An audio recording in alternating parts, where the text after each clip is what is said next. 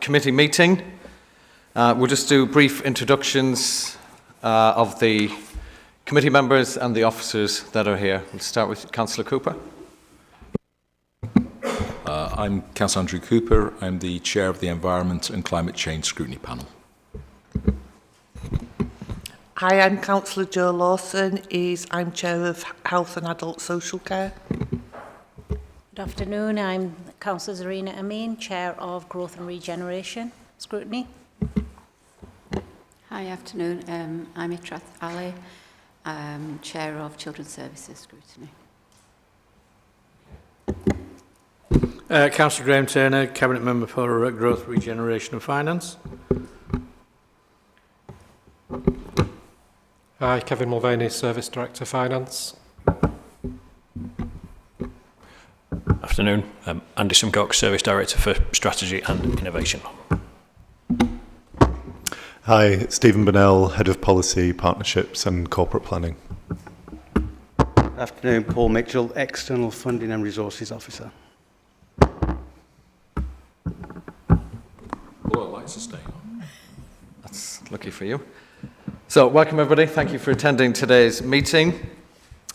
There are apologies for absence. Rachel Spencer-Henshaw is not able to join us today. Item 2, minutes of the previous meeting. These are submitted for approval as a correct record. I move that they are a correct record. Do we have a seconder? Councillor Lawson, thank you. Show of hands to approve. Thank you. Interest. Does any member have any interest that they need to disclose?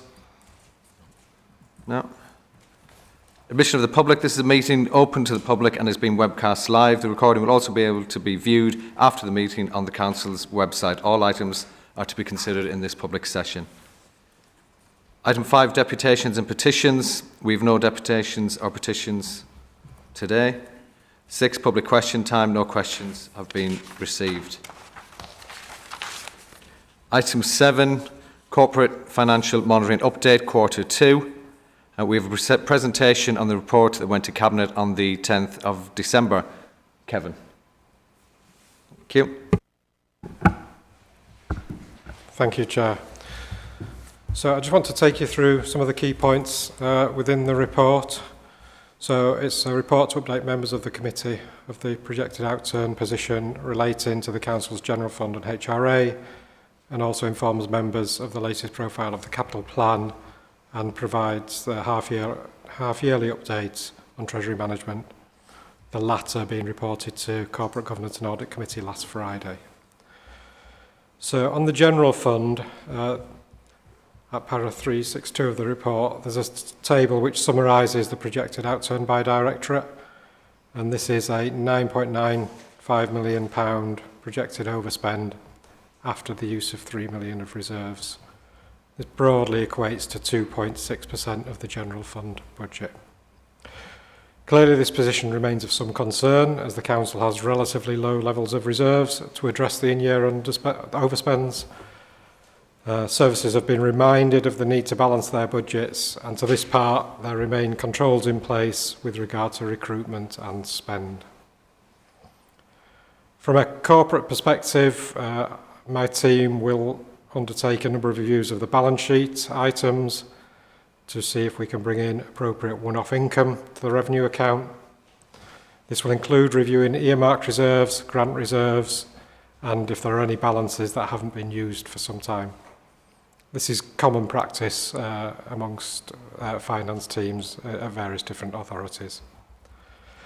I'll now outline some of the key issues that are driving the overspend within the general fund, but do want to reassure members that the 25-26 budget proposals that were put to Cabinet last Tuesday recognised many of these pressures, so I wouldn't expect the scale of variation in next year in these areas.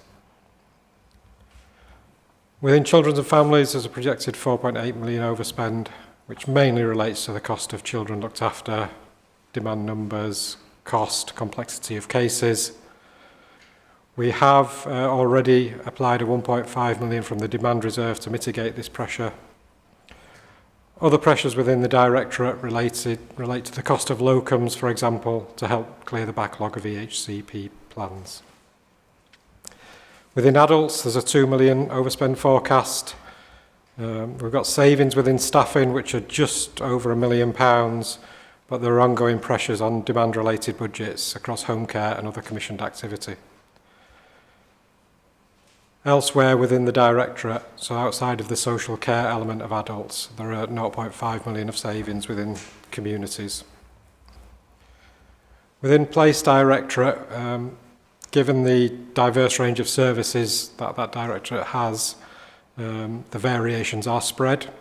There's a total pressure of 7.4 million, 2.1 million in waste, mainly relating to disposal costs, external hire of vehicles. There's a 2 million pressure in parking, mainly related to the review of the decision to implement new charges in district car parks and permits. In addition, there's also a reduction in the level of income received from penalty charge notices. That's as a result of more customers paying by the app. So as they can more easily top up their parking time, there are less or fewer fines are being raised. Corporate landlord, 1.5 million, relating to the management and maintenance of the council's portfolio of buildings. And within transport, 0.5 million on the repair and maintenance of an ageing fleet. And in that particular instance, the capital plan approval has already been given to replace a number of vehicles, and they are on order for next year. Public health and corporate resources, there's an overspend projection of £3 million, two significant areas here.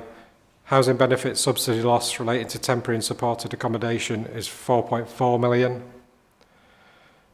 In simple terms, the council does not receive 100% subsidy from the DWP for people placed in B&B and TA. There's also a £350,000 pressure on the court fee income budget. We do maximise our time available at court. There are just simply there's no capacity in the courts to take further cases.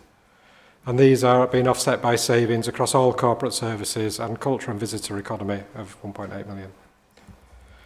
Within the central budget, there's a significant underspend projected, 1.1 million relating to capital financing costs due to reprofiling of the capital plan and effective treasury management. And 3 million has been saved on the inflation budget that we'd provided for. We'd made an allowance initially for energy costs, which aren't needed this year. And now that the pay award has been confirmed at our budgeted level, we didn't need to hold any of that back for additional pay pressures, so we can release that. So that all brings together that sort of total 9.95 overspend. Total reserves are forecast to be 56 million at the year end, 22 million of which is in general reserve. This is above the calculated minimum balance, but below the desirable balance of 25 million. But members of the committee should be aware that if this budget cannot be balanced at year end, there will need to be a further call on reserves. And that clearly isn't a sustainable position for the council. Within the HRA, there's a projected £3 million overspend, which will need to be funded from their own reserves. Most of this relates to the calculation of depreciation of the housing stock, whereby additional funding is required to be set aside for the cost of future capital works. So, for example, for replacement kitchens, bathrooms, etc. Some of the key pressures in the HRA, £1 million on rental income due to voids. We've got pressures on legal costs due to disrepair claims. And I'll just remind members of the committee that there is a pressure on district heating of around 0.5 million. This has been separately considered at Corporate Governance and Audit Committee and is being addressed as part of next year's budget. HRA reserves are forecast at 20 million at the year end. Around half of this is the general reserve, and that's considered appropriate for this size of the HRA of this authority. The remainder is the major repairs reserve, which is used to part fund the capital plan.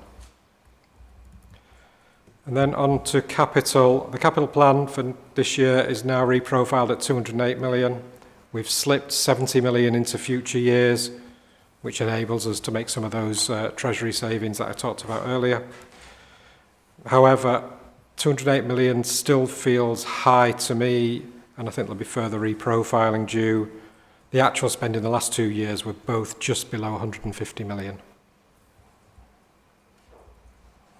Members should be aware that the cost of borrowing remains high in comparison to recent years, and it's virtually impossible to get any borrowing, whether long-term or short-term, at less than 5% presently. And I think that probably sums up everything I wanted to say, Councillor. Thank you. Thank you, Kevin. Councillor Turner, do you have anything you wish to? No, I think Kevin's given the good position, report on the position we're currently in. Thank you. Any comments or questions from panel members? Councillor Cooper. So just asking about the safety valve funding that that we've had. Those conditions for that, pretty much around suppressing demand for services. I just wonder if those conditions in that additional money still apply, because that was under the previous government. I was just wondering if those conditions for the safety valve funding are still in place, because that affects our budgets.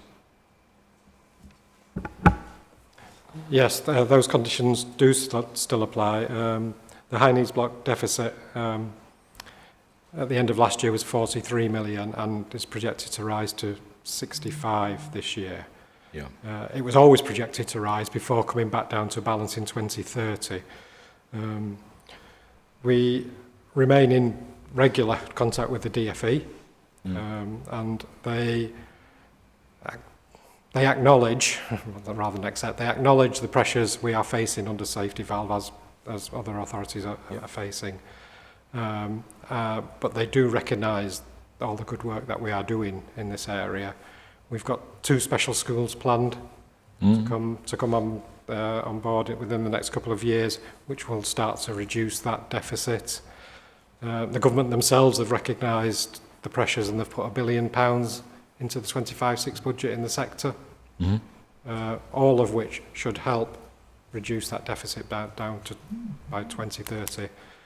But I will remind members of the committee, this council committed 10 million of its own resources to the safety valve agreement. So part of the budget proposals we presented last Tuesday included the first contribution of 2.15 million to that safety valve agreement. Okay. Any other questions or comments? Councillor Cooper. So, was it 2 weeks ago, last Friday, we got some additional funding, materials recovery funding, and 1 or 2 other sources of funding. So it was 5 or 6 million from memory that came in. One thing I don't know is that money recurring, or is it one-off funding? Do we know that is that going to go into future budgets, or is it something that we'll only get this year? So with regard to the extended producer responsibility, ERP, we received in notification from DEFRA that we'd get circa £6 million of funding to the council, and it's to recognise the council's cost in collection and disposing of waste that is generated by producers. The letter said the funding for year 1 is indicative. It could be up to 11% different. Very strange figure, but it says in the letter 11%. What they will do is guarantee that funding at whatever level it is for 25-26.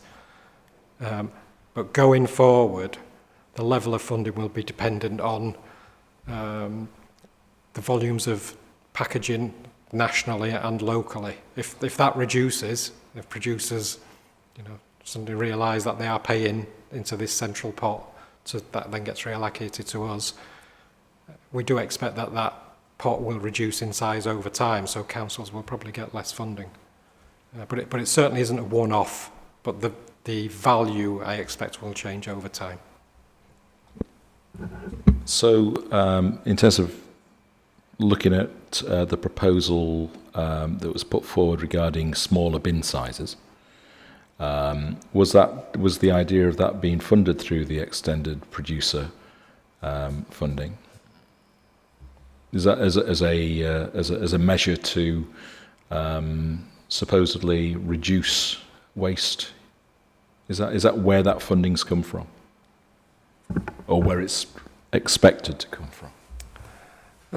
No, I think the funding comes from the organisations who generate the waste in the first place. So they will pay a levy into a central pot to government.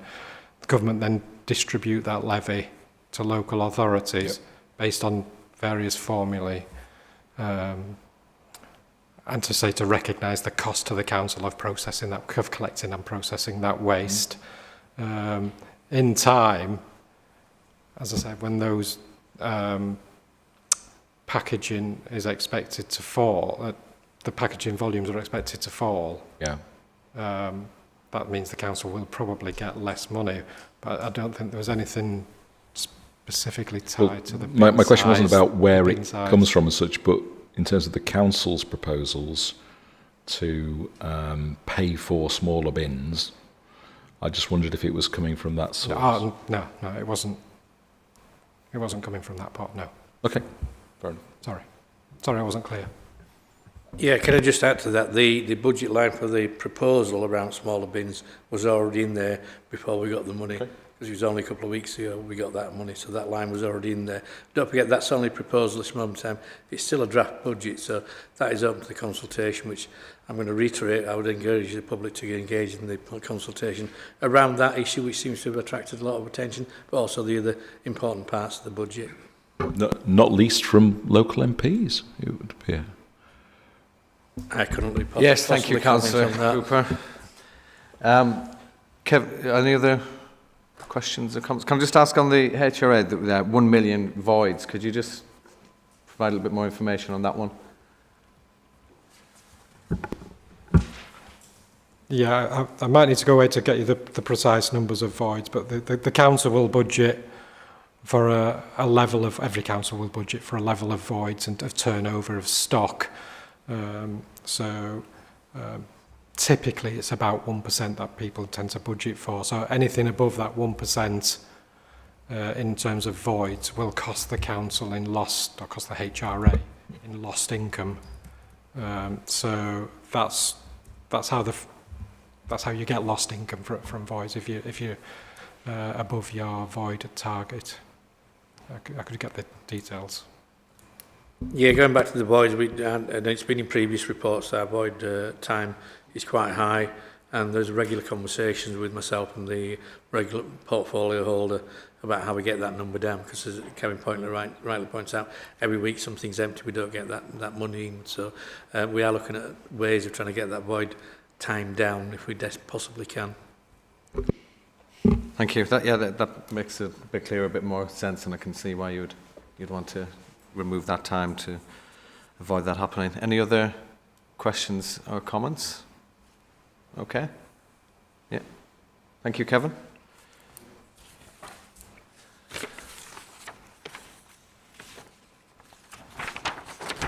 Sorry.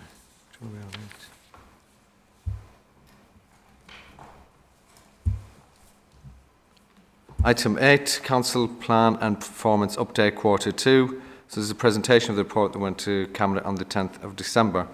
Andy, thank you. Good afternoon. So this is the Quarter 2 Council Plan and Performance Update report provided for the committee. As the Chair has just said, it went to Cabinet this week on the 10th. The purpose of the report is to provide executive leadership team, then executive board, Cabinet, and then into the scrutiny environment, so this committee and your subsequent panels, with a narrative update against each of the 4 council plan priorities. In each case, that includes an update on progress and activities delivered in the quarter in question and the planned activities for the next quarter. It also has an update and narrative against a selected set of key council measures for 24-25 and an appendix that contains updates against other council measures. It's the second iteration of this report, which has been introduced for this year. In this quarter, it's been updated to reflect some structural changes that were agreed at Personnel Committee in July, where some services moved between directorates. It does include benchmarking data where that's available, and it includes several changes to some of those measures following further refinement. So it is here as a part of standard governance arrangements for visibility and openness, and it's particularly here for members to consider and note any items that they wish to consider in greater detail in their subsequent panels. So that's open to any points. Thank you, Andy. Any questions or comments from panel members? Yeah. I'm just going to make a comment that the links that are in these packs, they don't work, so we can't see any of the information. These two. So agenda item 8 and agenda item 7, we're not able to see anything. Apologies for that. We did test the links and they appeared to work on our... No, we've tried everything. We've tried everything. I mean, the ones on agenda item 9, they work, but 7 and 8, we just can't see anything. Yeah, I tried as well. So if you're looking at when the papers come out, or you sent them electronically, if you let us know as soon as possible, then we can try and rectify that. That's not a problem. Any other questions or comments on that item? No, thank you, Andy.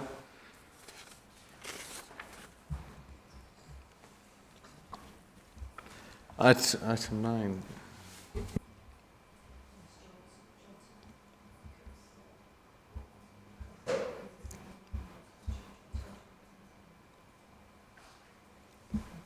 We'll go to item 10 because Councillor Hawkins hasn't joined us yet, but he is hoping to do so.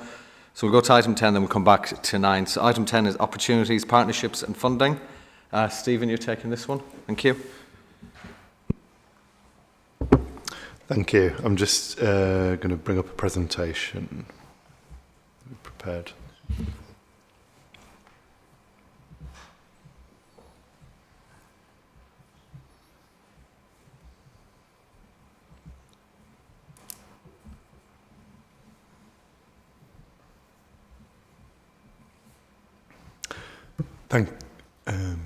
Is it?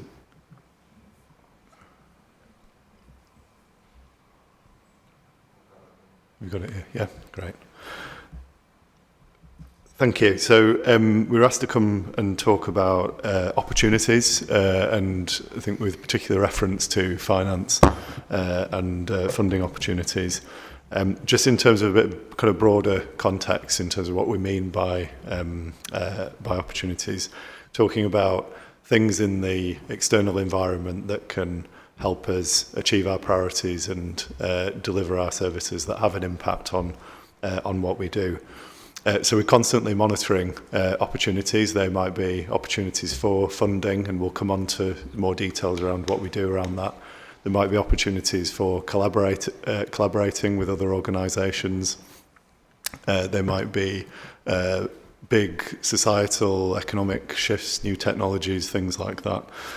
We're constantly monitoring those at various different levels. So we have lots of partnerships in communities, and some of our services work very closely with community groups in local areas. So we have lots of officers in the Community Plus team, for example, and third sector teams who work with local groups and look for opportunities to collaborate. We also work really closely with a set of partners locally and regionally around policy, setting council policy, setting partnership strategies, things like the health and wellbeing strategy. They can only be delivered mindful of the environment that we're operating in. So I think at the heart of all of that is information sharing and communication. So we've got various partnership boards that support us to do that. And we try and share information early, and that helps us spot opportunities, spot changes in the economic, social, environmental environment. and then we can respond to those to support our priorities. But it's all shaped around the priorities that are set out in the council plan and our partnership strategies. We also monitor a range of other information, and benchmarking has been mentioned already as part of the performance reporting, looking for best practice from people like think tanks and experts. We work with the local university and other researchers to try and find different ways of doing things. So that's just a very, very broad brush overview of how we approach opportunities. And in terms of some of those particular partnerships I mentioned, obviously in a time where devolution is increasingly on the national government's agenda, close working with West Yorkshire Combined Authority is very, very important. And lots of our officers work very closely with Combined Authority officers on a set of programmes, infrastructure programmes, and others. We also have our local partnerships, the Communities Board, the Health and Wellbeing Board, and we have lots of place-based partnerships. Some wards have place partnerships, and there are groups of council officers that meet those on a regular basis. For example, the active citizens officers that members will be aware of. We also work really closely with various government departments, as you'd expect, DWP and the Ministry of Justice and the Business Department and so on, MHCLG. That's really important in terms of providing funding for some of our programmes, but also in terms of building those relationships that helps us plan ahead and think about what might change in terms of government policy and delivery. So that's a kind of broad overview of some of the opportunities monitoring that we do. I'm going to hand over to Paul to talk about some of the external funding work we do in particular.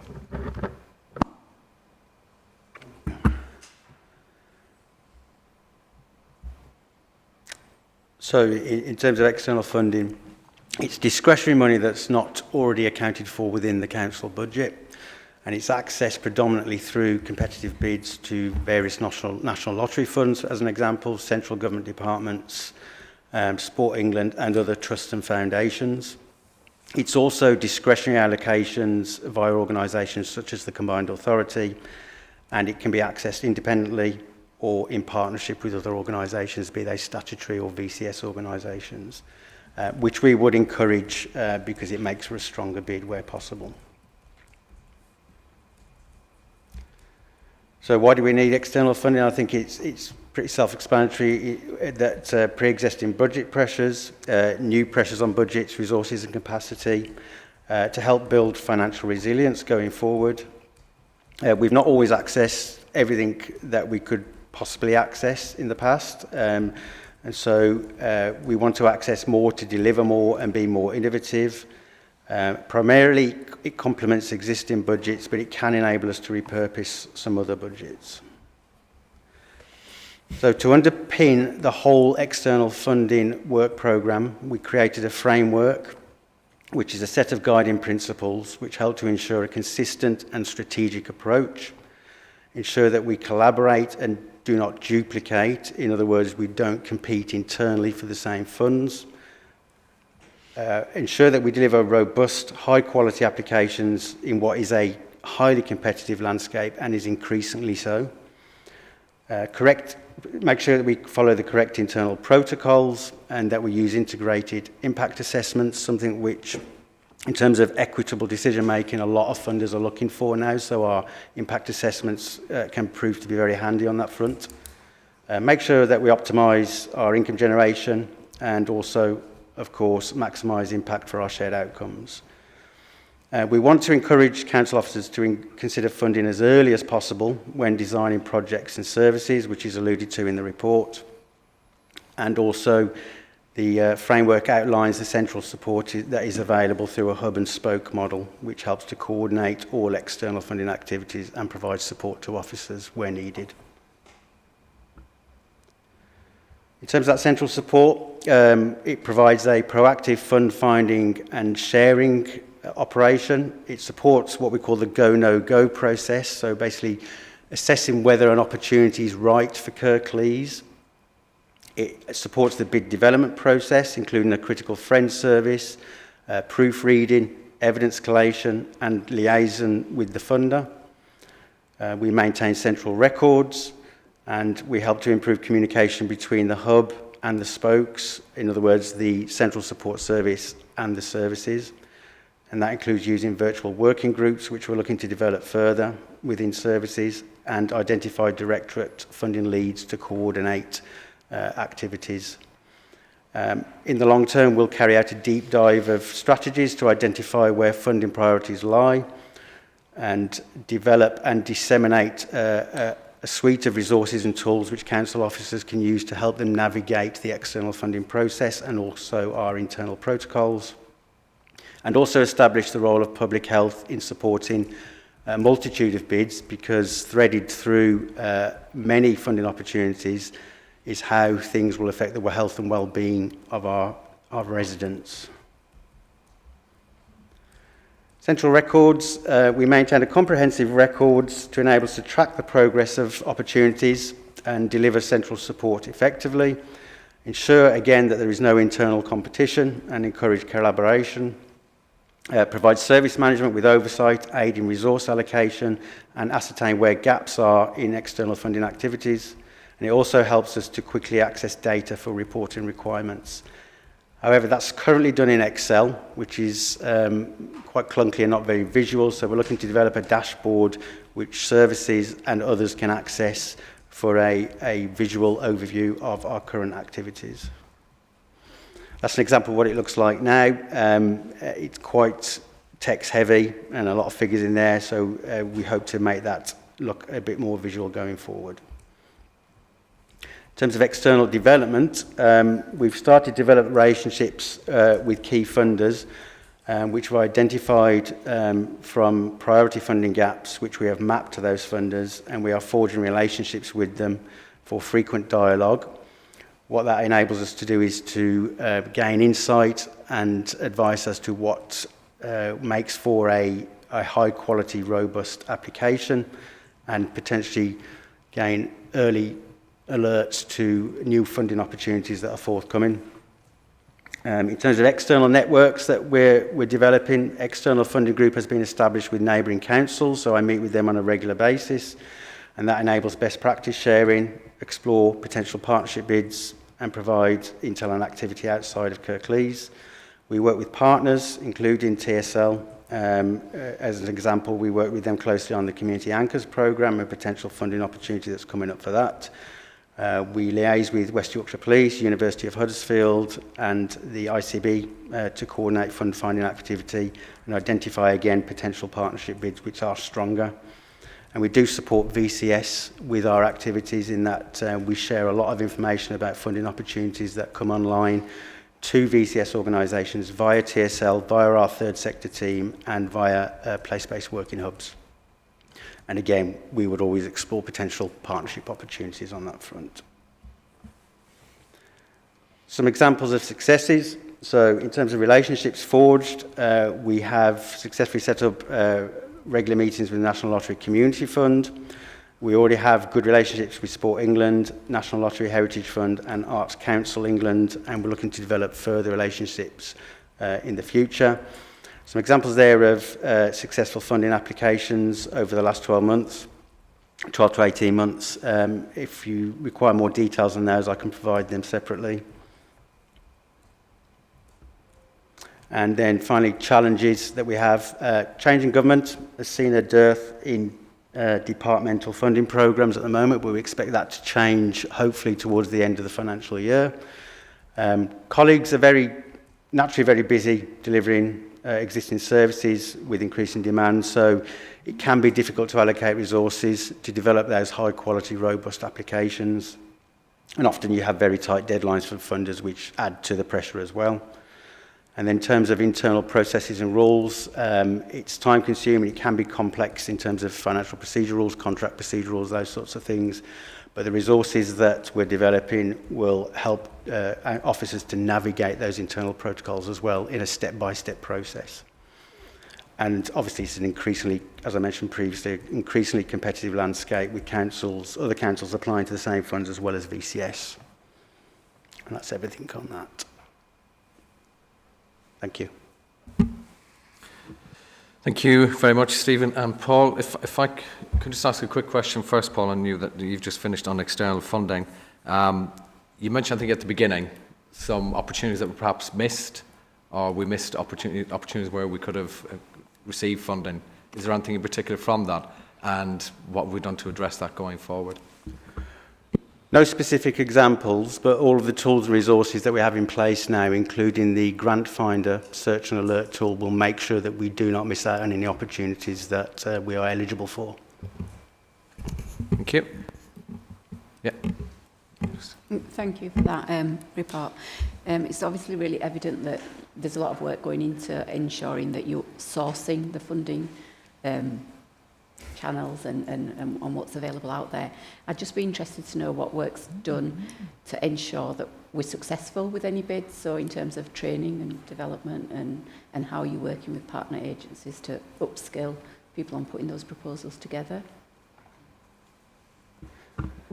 So in terms of fund finding, we provide training workshops for use of the Grant Finder tool so that we can use that to its maximum effect and make sure that we're identifying funding opportunities. But in terms of actually developing bids and applying for funding, I do that on an ad hoc basis with teams that ask for it, but we'd like to put something in place that's a bit more formal and part of our training suite in the future.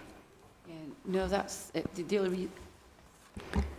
the only reason that I raised that was you're obviously talking about sort of third party and community sort of groups and people that are not related to the council, and often that's the struggle that they have, is putting together an effective bid. So they source it, but they're not successful with the bid. So I don't know if the council would work with those groups. The third sector team do provide some support in that respect to support VCS organisations in applying for funding. That falls within the third sector team's remit. They can access support also through other organisations like TSL, as an example. Thank you. Thank you, Councillor Ali. Councillor Amin. Thank you for your presentation. In terms of engagement, I've noticed you've put other councils to learn best practice. Do you work with other councils in partnership in terms of any projects? In terms of funding applications so far, we haven't done so, other than those combined authority-led bids where it's a collaborative effort to access funding from central government. But we would look to do that in the future wherever it's possible. The reason for me asking the question is when you've got a large area where there's a project which overlaps into another council, because you do have certain areas where that happens, it would kind of be, I think, reasonable to assume that if you work with the other council, you could get that in that for that area and develop. So I was just thinking in terms of kind of being more effective. Yep, totally agree, and it's always something we do keep an eye on. If there's an opportunity for us to collaborate with a neighbouring local authority, then we will do so. But I don't have any specific examples at the moment as to where that's happened in the past. I would just add, so firstly, the third sector team is now also part of the same service, so the joint collaborative working is stronger than it ever will have been. And I think the team's input to support other council services means they're working with lead managers, heads of service, who I would expect in the example that you've given would understand the need to work with neighbouring authorities as well. So if we were crossing into Calderdale or Wakefield or so on, then the advice is there to enable that to happen. I think we just need to make sure that it's prompted. Thank you. Councillor Cooper. So thanks for this really interesting. I think it was one of the things I really want to get under the skin of and to really understand how the organisation was working on opportunities. So thanks for the insight. One particular observation. One of the things that prompted this was the whole idea of us having a risk register, but not an opportunities register. And it's one of those things that's probably easy to say, in terms of, directors have got a risk register. Well, surely they ought to have an opportunities register demonstrating how they are actively seeking opportunities. Because I guess it's one way of measuring how senior officers in the organisation are keyed into their world, keyed into keyed into opportunities and saying, actually, that director's well on top of whatever their particular area of expertise is. How come this one is not keying into things? So having something tangible to look at, which is a way of judging that, is something that I'd find interesting. And so when I saw that spreadsheet, I went, "Oh, crikey, is that it?" And so I did wonder about that, and I wondered how long it had been operating and what you'd learnt from that, because if it's been going for a while, then you might learn quite a lot out of it. Is it okay for me to? Shall I go on, or because I've got one or two things, or shall I leave it at that for the time being? You can leave that. I was just saying, I liked the spreadsheet as well. I know you said it was just flashed up, and I went, "Oh, yeah." I wanted it up there for longer, and I do like spreadsheets, but that's probably a different thing. Is there anything you want to respond to Councillor Cooper before he continues? Yeah, Andy. Yeah, thank you. Yeah, okay. So, I mean, we've talked about this, so I know you've raised it before, so it is obviously something that we've been aware of. My personal view is that there is an expectation upon all senior officers, leaders of services, that a part of their role is to understand good practice, to understand what is happening elsewhere in the country, even locally, or comparisons in terms of service design, and that should be happening on an ongoing basis. So I know that I'm expected to understand what other services of the natures that I manage are doing elsewhere, and to be able to evidence that in any case that I might bring forward, either to develop those services in a different direction or to understand where the savings opportunities, as an example, might be. So I guess less of a register, but more of an expectation. There's something that we should be doing and should be able to demonstrate in every case that we bring, which is why we haven't done that before. Right. Okay, so I mean, an example would be municipal climate bonds is something that I've brought up on occasions, and there's 12 councils in the country which are doing it. I'm hopeful that Kirklees might take this up. There's a council not very far away from here that's just started doing it. So a few other thoughts. One really positive thing is, I think, enabling others to take opportunities. So crowdfunding, the council assists local organisations with crowdfunding through Space Hive, which is a platform which I've certainly taken advantage of in Newsham for some of the projects that we're involved in there. And so a very small amount of funding that the council offers enables is a good seed opportunity. So I think opportunities there are ones which we enable others to do. The one criticism I would have of that is that the fees are quite large as a proportion of the money from Space Hive when you compare it to other crowdfunding platforms. And it's only the council funding there, which is probably the incentive, if you like, for organisations to take that on. So that's just an observation. The other one is ward budgets. We've got obviously there's a bit of pressure on ward budgets at the moment, but we've used our ward budget to try and get some leverage out of organisations like BIFA and SUIS and these sort of places to try and draw in some of their funding. So that's another positive that we can use small bits of money from. So, one of the pleas I'd have is that the council recognises its role in enabling others to achieve opportunities, which mean that it doesn't that things happen that they wouldn't do otherwise. Capacity.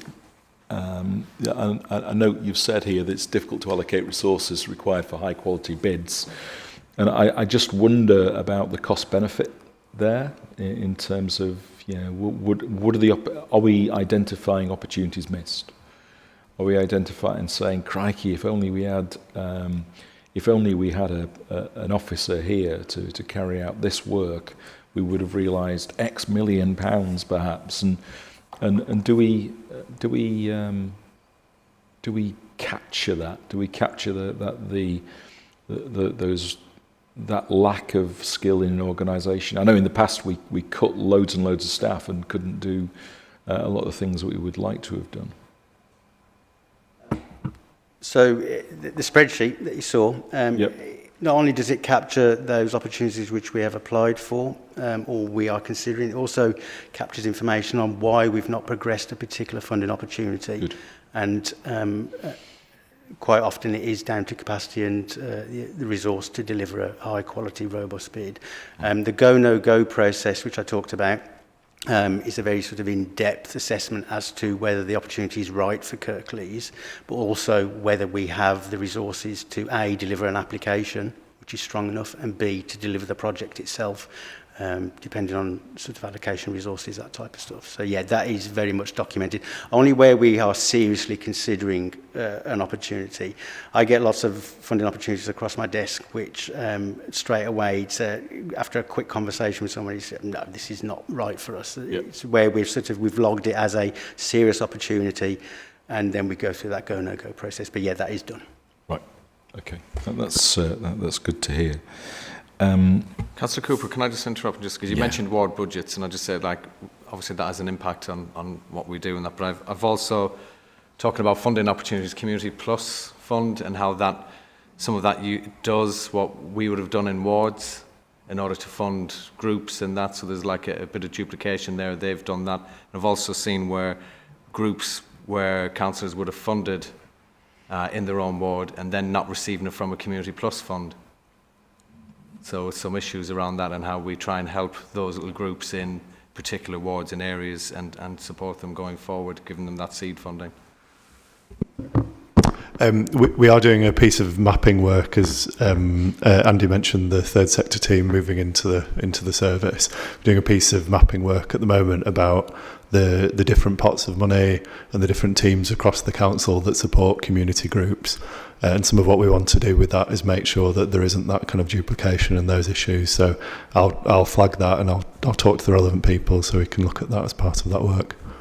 Yeah, because I think probably councillors are probably best placed to know the groups in their areas, those that are sustainable, those that have been going, having that background information and knowledge to be able to support and be part of that. But I think they're probably less able to do that now, not having any ward budget or a very limited ward budget to be able to do that. We get a list, I think, of projects that have been approved but have no input. Thank you. Councillor. So one of the things the government made a virtue of when it came to power was no more beauty contests for funding, which, yeah, I mean, you get it, don't you? There are lots of resources and time being put into bids which don't result in anything. And so you can see the positives of that. I guess the other side of that particular coin is that you may have some excellent things which put you way above other councils in terms of your ability to deliver and do a great job and to be a pathfinder for other local authorities. And I'm just wondering if any observations you have about that landscape going forward, and is this too early, or how would you think government might balance that, or what should we be saying to government in terms of trying to get them to balance that? I think it's a bit too early. We're just by a few days, I think, because the local government minister is committed to publishing the devolution white paper before Christmas. So I think we're expecting that next week. I think in Leeds, apparently. Right. Okay. So maybe Monday we'll have more information on that. I think tied to what Paul was saying about some of there being less funding in recent months. I think my understanding is some of that is because these different funding pots are being considered in the round. And you will have heard government talking about, and the previous government as well, talking about single settlement devolution, the idea of giving combined authority areas a pot of money with more flexibility to decide how that's spent locally. From everything the government said publicly, I think that's still the intention, but we'll find out next week when the white paper comes out, I think. Thank you. Councillor Turner. Excuse me. I'm trying to add that. It's probably a little bit too early. I think the mood music so far has been positive. Some of the things that we've seen in the budget process that we've had funding has been more targeted to areas of deprivation and areas most in need. So I'm optimistic that, given its early days, I think going forward we will see that more targeted approach sending the money where it's actually needed and moving it around the country from areas of high wealth to areas of low wealth and low incomes. So I'm optimistic that will happen. But as I say, we'll learn a bit more next week, all being well, even though it's in Leeds.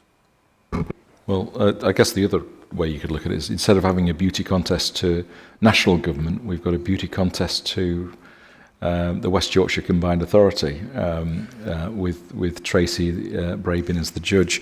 We'll see, but it's just is it really devolution? We'll see about that. Just a couple more things. Sorry to go on. It is a particular interest. Culture, because people see opportunities everywhere, don't they? You know, it could be members of the public. It could be quite junior staff sometimes, and I just wonder if there's something that we should be doing in the organisation which says, you know what, let's do something about. Come to us with ideas. There was something that was done by the council. I think it's probably about 15 years ago. It was called the Yes Scheme, your excellent suggestion, and there were mugs everywhere, and it was encouraging staff to come up with an excellent suggestion. I don't know what actually happened with that, and whether there were any excellent suggestions, just some absolutely off the wall ideas. But it was one of the things that Kirklees was doing, which was saying, look, we want your input from right the way around the organisation. So is there something we could be doing there that we're not doing at the moment? Sorry. I think it's a good idea. We can definitely think about that. One thing we do is look at other councils and what they're doing, look at what think tanks are saying, look at what researchers are saying, and try to get ideas from those authorities. So we've done that as part of supporting the budget process as well, for example. So the corporate policy and partnerships team does a lot of that work. So that's one thing. But Paul's been doing some work on what we call think funding. So the framework itself, it's very much about creating a think funding mindset within the council. And having funding front of mind whenever you're considering developing new projects and programs. In the new year, once we've published all of the new resources that are nearly finished, we will have a big comms piece around that, and that will be the theme of it, to think funding and sort of try to engender that mindset. Okay. One last thing, and I promise it's not a Columbo moment. Oh, sorry, go on. I just want to add, you're underplaying it a little bit, because I think that will be the second round of that. So you've already been around all of the organisation to your point around how do we develop that type of think funding culture. And I think, you know, I've got the 151 officer sat next to me, and what obviously he would say is that we do push that, we do encourage that within all of the services to be creative about what can we bring in, what's the external funding that can be used to support our challenge, you know, continuing to deliver services or deliver them in slightly different ways. I tie it into innovation as well. You know, we do talk about that. We do say how are you being innovative in your service practice. We do things like you know, run a Young Innovator of the Young Innovator of the Year award through our Young Employees Network. So, you know, it's we're supportive of your point, I guess, is what we're saying, and we want to take that further. Great, excellent. And so, yeah, the one last thing which is on my list here is in terms of opportunities. Sharing services is one of the things which we've been looking at over the years and seeing where that best applies. And I wonder if we're systematically looking at that, because obviously one of the issues that we have at the moment is recruiting staff and ensuring that we've got enough staff in place. Not having trained staff in place means we've got huge problems, and I'm just wondering about having a greater pool of staff shared across a number of authorities. Might be something which might enable us to be more efficient, and I wonder if we're spending any time at all looking at that and seeing, you know, what the limits are in terms of how that might be applied.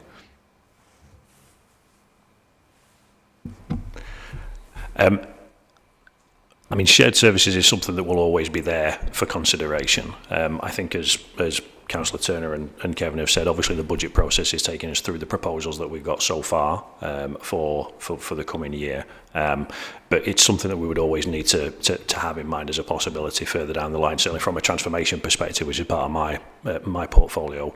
When we're talking with services, it will be, have you thought about that as an opportunity? So systematic through that type of route rather than a council shared services transformation programme, if you know what I mean. It's we're not in that space at this point, but we're obviously always alive to the possibility of that. Okay. Thank you very much. Thank you, panel members. Thank you for the presentation, both of you. I think it's generated a lot of thought and conversation, and I think with the spreadsheet in particular about those opportunities that are there and thinking about how we don't have any missed opportunities going forward as best that we can is helpful.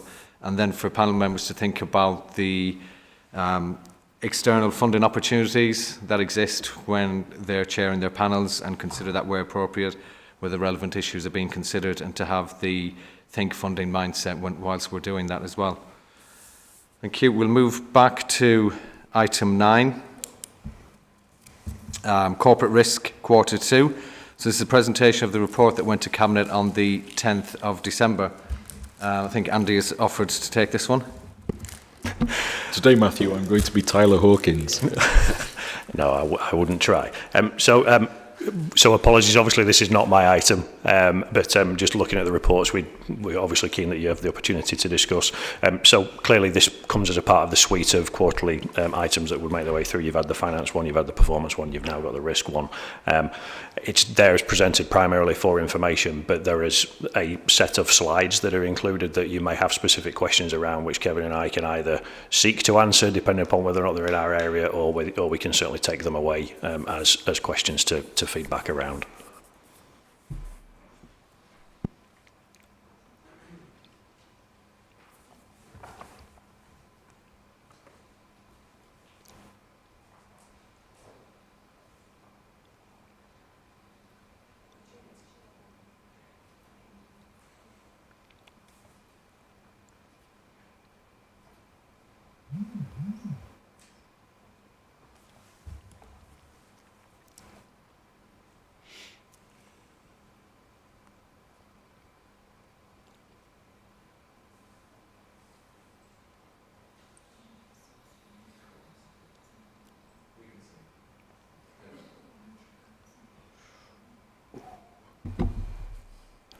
Do you want to step down through each one and then see whether or not there's anything that members want to raise? No, because they're not my slides. I'm winging it.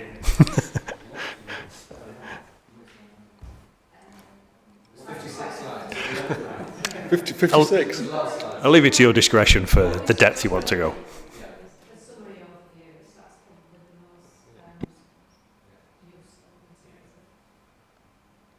Oh, crikey.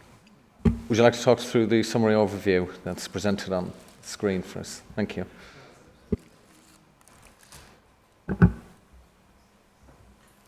Thanks. If it's okay with the chair, I'll take the first couple that I've got my name across them, and there's one a bit lower down.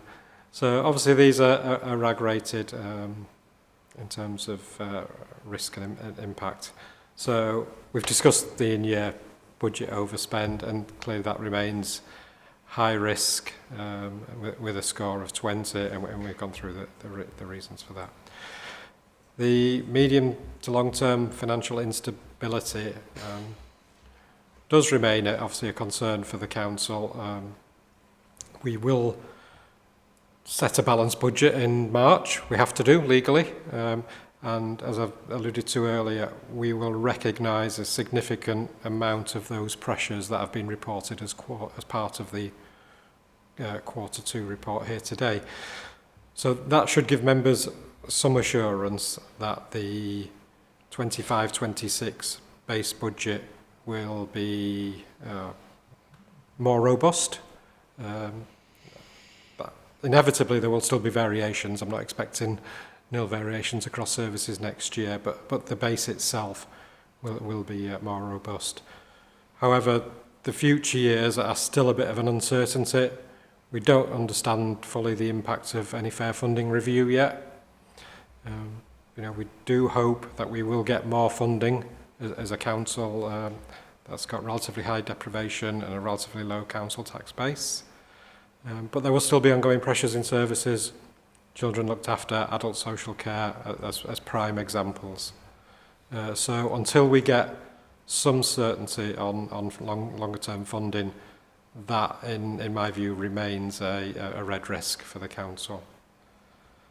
If I jump down to the other one with my name on, which is the last red one on there, around the failure to develop, monitor and achieve the capital plan. The capital plan is a significant investment in Kirklees, probably 1.4 billion, I think we'd said in the budget proposals over the next 5 years. There's a challenge to make sure that remains affordable in a higher interest rate environment. But again, as I alluded to in Q2, we continually review and reprofile the capital plan. And then in terms of my treasury management function, the team are all over the day-to-day cash flow requirements and borrowing.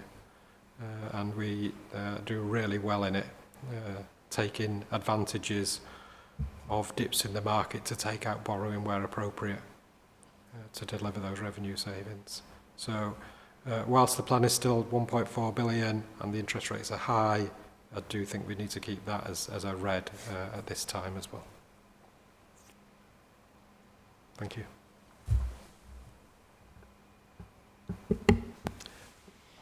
Thank you. Any comments or questions from committee?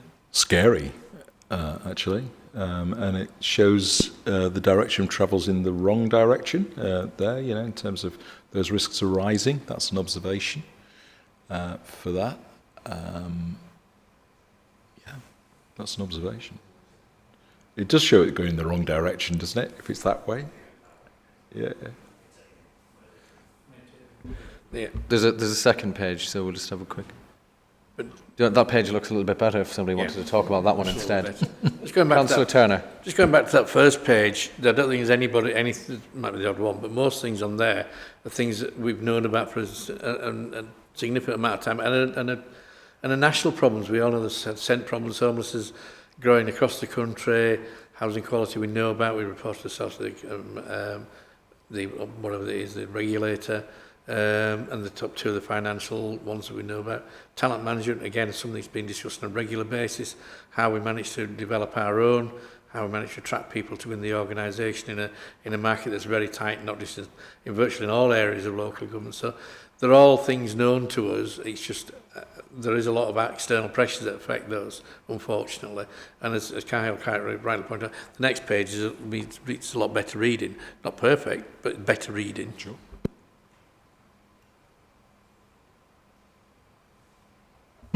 There, Stephen, there's a good one for you on there if you want to take that green one. So I'll end on a positive. Yeah, your stuff's all right, yeah.